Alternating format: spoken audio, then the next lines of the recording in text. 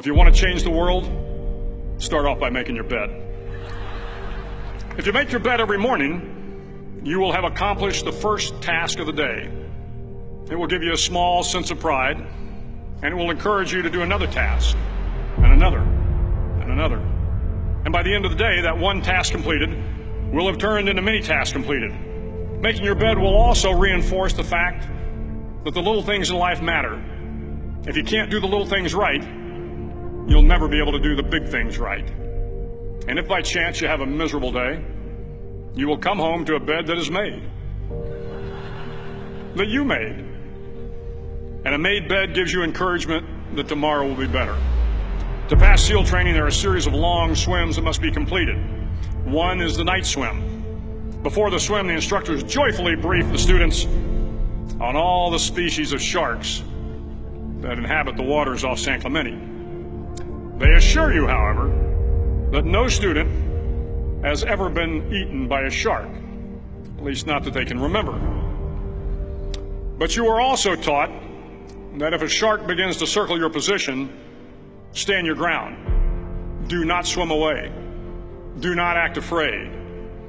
And if the shark, hungry for a midnight snack, darts towards you, then summons up all your strength and punch him in the snout, and he will turn and swim away. There are a lot of sharks in the world. If you hope to complete the swim, you will have to deal with them. So if you want to change the world, don't back down from the sharks. Over a few weeks of difficult training, my SEAL class, which started with 150 men, was down to just 42. There were now 6 boat crews of 7 men each. I was in the boat with the tall guys, but the best boat crew we had was made up of the little guys, the Munchkin crew, we called them. No one was over 5'5". The Munchkin boat crew had 1 American Indian, 1 African American, 1 Polish American, 1 Greek American, 1 Italian American, and 2 tough kids from the Midwest. They out-paddled, outran, and outswam all the other boat crews. The big men in the other boat crews would always make good-natured fun of the tiny little flippers the Munchkins put on their tiny little feet prior to every swim.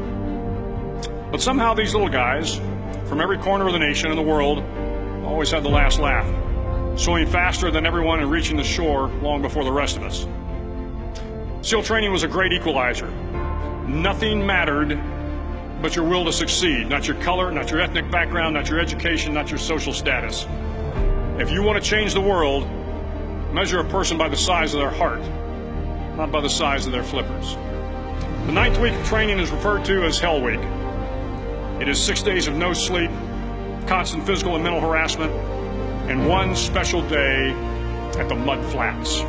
The Mud Flats are an area between San Diego and Tijuana where the water runs off and creates the Tijuana Sloughs, a swampy patch of terrain where the mud will engulf you. It is on Wednesday of Hell Week that you paddle down to the Mud Flats and spend the next 15 hours trying to survive this freezing cold, the howling wind, and the incessant pressure to quit from the instructors. As the sun began to set that Wednesday evening, my training class, having committed some egregious infraction to rules, was ordered into the mud. The mud consumed each man till there was nothing visible but our heads. The instructors told us we could leave the mud if only 5 men would quit. Only 5 men, just 5 men, and we could get out of the oppressive cold. Looking around the mud flat, it was apparent that some students were about to give up. It was still over 8 hours till the sun came up. 8 more hours of bone-chilling cold. The chattering teeth and the shivering moans of the trainees were so loud, it was hard to hear anything. And then one voice began to echo through the night. One voice raised in song. The song was terribly out of tune, but sung with great enthusiasm. One voice became 2, and 2 became 3, and before long, everyone in the class was singing. The instructors threatened us with more time in the mud if we kept up the singing, but the singing persisted, and somehow the mud seemed a little warmer, and the wind a little tamer, and the dawn not so far away. If I have learned anything in my time traveling the world, it is the power of hope. The power of one person, a Washington, a Lincoln, King, Mandela, and even a young girl from Pakistan, Malala. One person can change the world by giving people hope. So if you want to change the world, start each day with a task completed. Find someone to help you through life. Respect everyone. Know that life is not fair and that you will fail often. But if you take some risks, step up when the times are the toughest, face down the bullies, lift up the downtrodden, and never ever give up. If you do these things, the next generation and the generations that follow will live in a world far better than the one we have today. And what started here will indeed have changed the world for the better.